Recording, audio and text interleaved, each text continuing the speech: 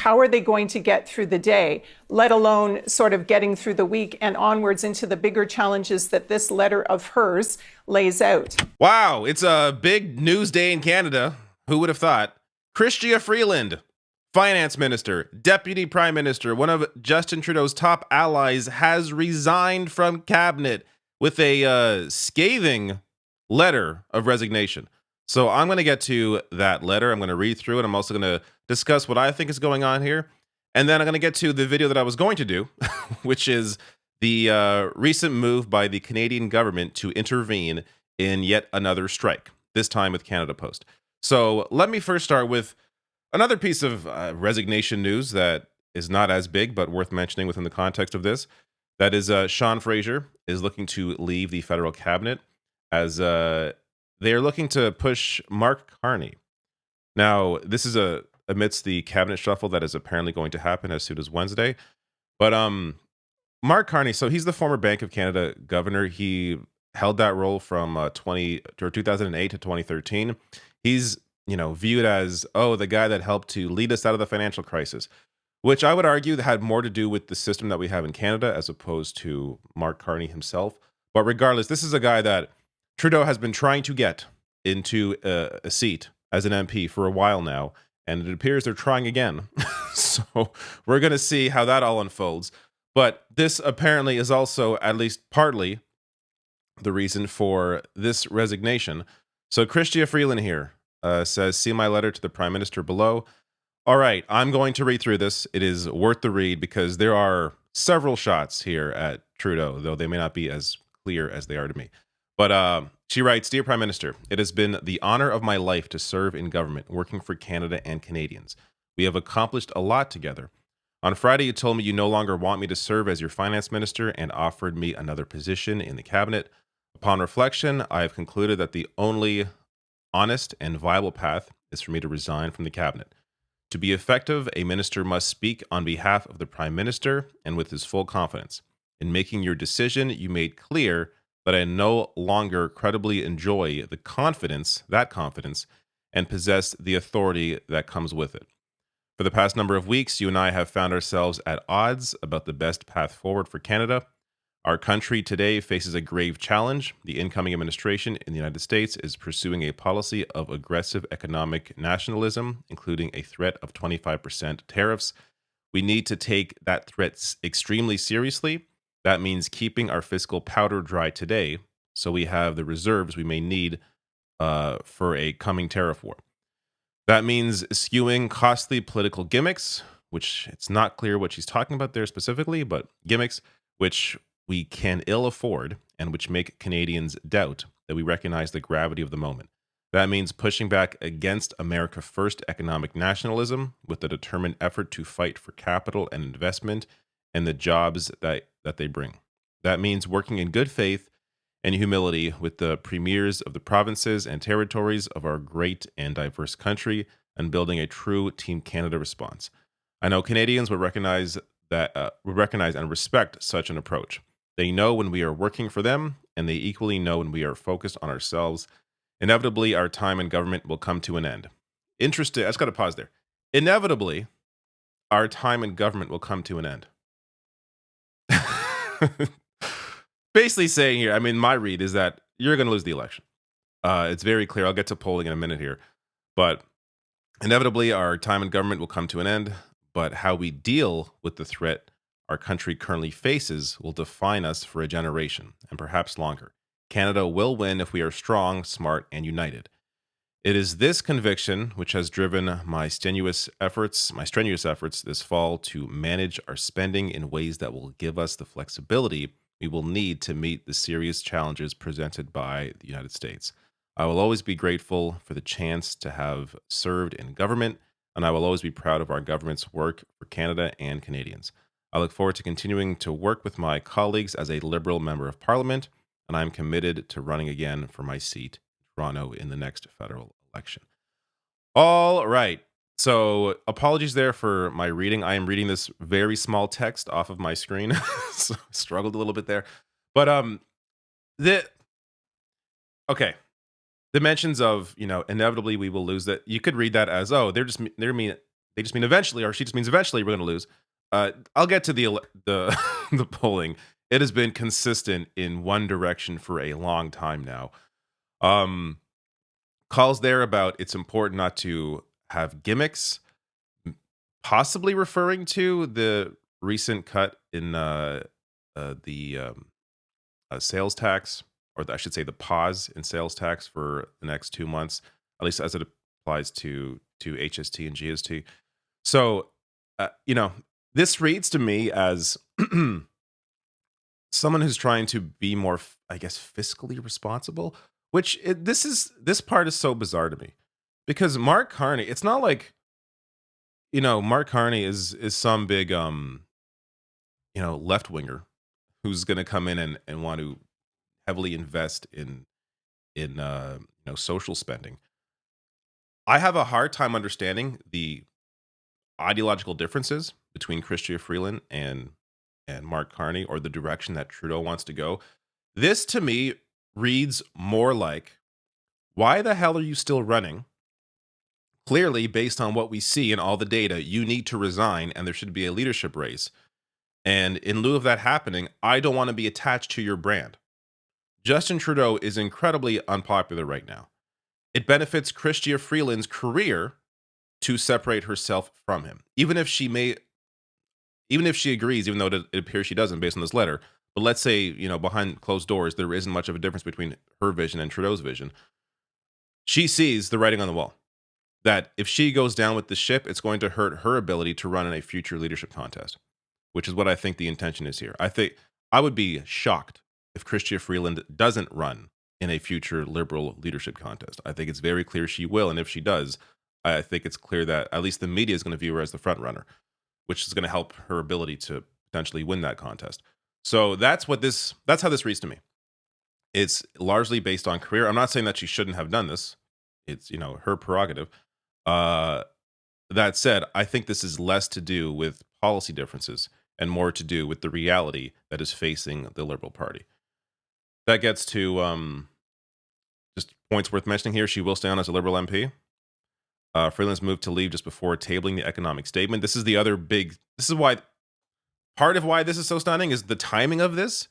They were going to table the economic statement today. So the government's fiscal roadmap at a time of great uncertainty as Canada stares down President-elect Trump's tariff threat is unprecedented. So Elizabeth Thompson writing here, as reporters wait, the government's fall economic statement that was supposed to have been distributed in a lockup at 10 a.m. waits. As this reporter reports, the decision on whether or not to table it today has not yet been taken. So as of recording, they do not know whether or not the government's going to follow through with tabling this. But here it is, laid out. It was all ready to go. And now it's covered in blankets and not sure whether or not it's going to be distributed. This gets to polling, which looks terrible for the Liberals. Conservatives, led by Pierre Poilievre, have been up there for a while now. They have been up with a plurality for at least a year. I think more than that. And if you look at the projection, if an election were held today, the worst projection would still have them winning a majority.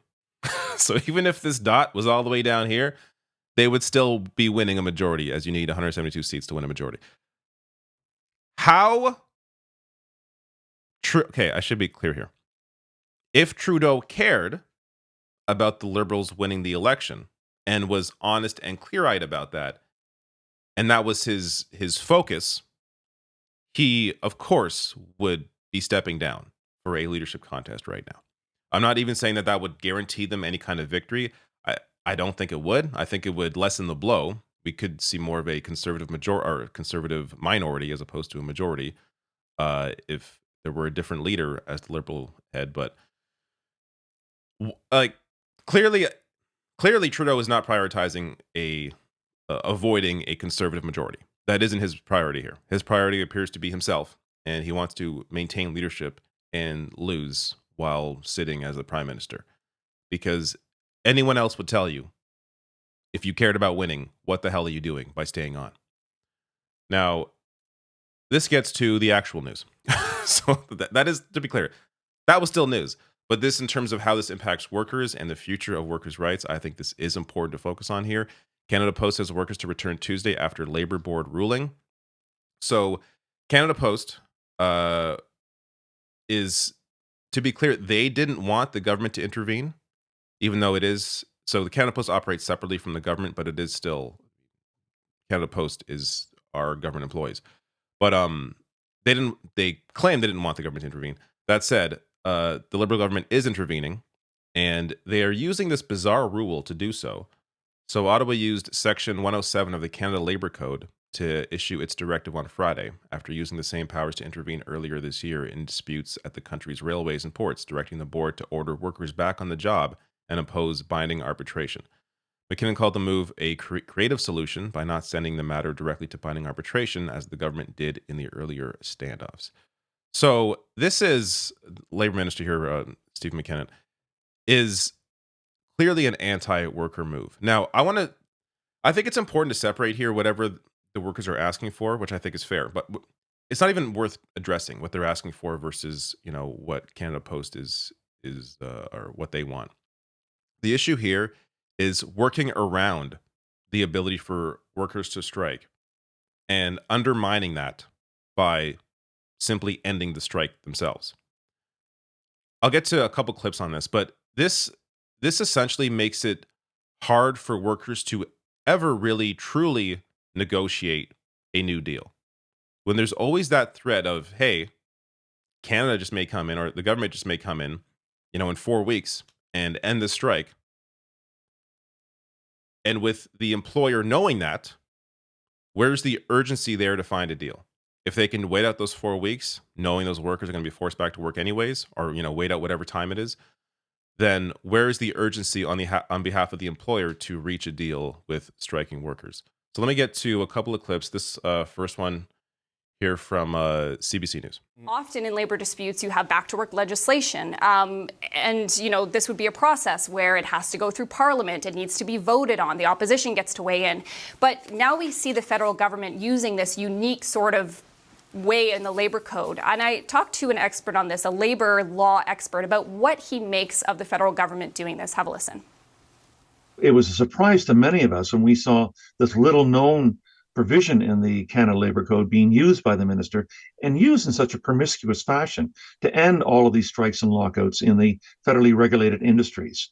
And I think it defeats, a basic democratic accountability provision to have the government defend its decisions in Parliament, with the opposition allowed to be able to question the government and present alternatives to why this legislation shouldn't go through. Bypassing all of that, I think, winds up lessening the importance of labor law and the right to strike in our country. And that expert, Michael Link, says it's very likely that this union will take this issue to court and try and fight and essentially say that the federal government has infringed on their constitutional right to strike. But the chances are that could be well over a year before a judge makes a decision on that. We don't know who the labor minister will be then. And the labor minister then will very likely be a conservative, meaning things will be even worse. So this is the provision that's being used, 107, that says the minister, where the minister deems it expedient, may do such things as to the minister seem likely to maintain or secure industrial peace and to promote conditions favorable to the settlement of industrial disputes or differences, and to those ends the minister may refer any question to the board or direct the board to do such things as the minister deems necessary. A tough read, but what I gather from this is it's very vague, sort of saying, oh, the minister could do whatever he wants. But at least that's one way to read it. That would be ridiculous, because then what's the point of having labor code at all? Well, like, what is the point of a right to strike if the minister can do whatever he wants and just end it? It's bizarre to use this method as a way to avoid any real, not that going through Parliament is good either to end a strike, but avoiding that, knowing that they would lose that because the NDP would not be on their side. The Conservative Party would likely pretend to care about labor rights for that, that one vote. So it's a situation where this is a way to simply end the strike and have no discussions of it, except for a year later when, it's legally challenged. And at that point, the Liberal Party isn't even going to be there. So it's clearly a trampling of these workers' rights. One more point on that. I want to share with you the clip here. This is from Jim Gallant, the negotiator for the union. This is a real problem for us with the Canadian Charter of Rights being breached by the government, and they do it way too often. And if workers make that decision, workers at CP and workers at WestJet and workers at the ports are all getting the same thing. The government might, sooner or later, the government's going to get a reaction from that. Okay, but if individual members of CUPW don't go back to work, they're going to be subject to discipline by the employer, right? Like this will be a legal order to end your strike and go back. So, I mean, what is the union's position on this, on whether or not the members should go back to work and comply with this order? Until that order is found to be illegal, because the minister is using 107 in a way it wasn't intended. Law professors are all commenting that this is an illegal way to use 107. So is it a legal order for me to go back to work? And I think this is the most important thing to take from this. Is this legal for the government to force workers back to work? And would it make sense? Does it make sense to undermine, to always have this thing hanging over any strike, where workers know, where the employer especially knows, that if they just wait it out, the Canadian government can come in and end the strike themselves, meaning there is less leverage for the workers to work with. So yeah, they may be far apart right now in terms of their negotiations, but part of that has to be the fact that the employer in this situation, Canada Post, they know that at some point the government's going to intervene, so they can just wait it out. This is a big issue. Now, of course, this strike is impacting people differently. I've seen a lot of coverage of that as well. CBC interviewed, a business leader, someone in Yukon, discussing how this is impacting her business. I understand that's an issue. The North definitely relies more on Canada Post than other parts of Canada, for the obvious fact that companies like UPS or FedEx don't think it's financially viable for them or financially beneficial for them to operate in more remote areas. Canada Post, that's why, part of why they are so vital to the country, is they operate wherever Canadians are. That said, the way these discussions are framed around the strike are always putting the blame on the workers for striking for their rights, as opposed to putting the blame on the employer for not seeing the value of the workers. I want to give you an example from that interview with that business leader, that business owner from Yukon. Do you think the government waited too long to intervene here? I think I'm mixed. I mean, I support the Canada Post workers, especially the ones up here in the north who work, long hours in the cold and that kind of thing. Selfishly, of course, I wish the government had intervened earlier, that we could have, got things back going a little bit. But I hope that they can come to an agreement soon. Look at the framing on that question. Do you wish the government intervened earlier? As in, do you wish the government intervened earlier to undermine the rights of workers and end the strike? This is, and I want to be clear, this isn't an issue with, just CBC or just Rosemary Barton or whoever it is. This is just the perspective that has been normalized without them even realizing it. Instead of saying, hey, do you think Canada Post values their workers as much as they should? Why is that never a question? No, it's instead, should the government have come in sooner to end this, trampling on workers' rights, as sort of like a given? It's built into how media operates, always viewing things from the employer's perspective, as opposed to viewing it from the worker's perspective. That isn't to say they don't bring on workers. I showed you the Canada Post negotiator they brought on, to interview. They will try occasionally bring on that perspective, but in terms of the perspective that is seen through the framing of stories, in the questions that the hosts ask, they are almost always from an employer's perspective, without it even being that clear. Like that case, you might not think twice about hearing that question, because it's so normalized in our system to hear that in media. But when you really stop and think, what are they asking here? What is the framing of this question? It is from the employer's perspective as opposed to from the worker's perspective. And of course, there were no questions there about workers' rights in that discussion with that business owner. And I guess credit to her for saying that she supports the workers there, and being honest about her selfishly wanting it to end because it would benefit her business. I think it's fair. It's good she's being honest there. But just showing you the perspective of media is consistently on the side of the employer. But anyways, lots of news in Canada today. Not always this way, but there you go. Let me know what you think below of both the Chrystia Freeland resignation as well as what Canada Post or what the government is doing in the Canada Post strike.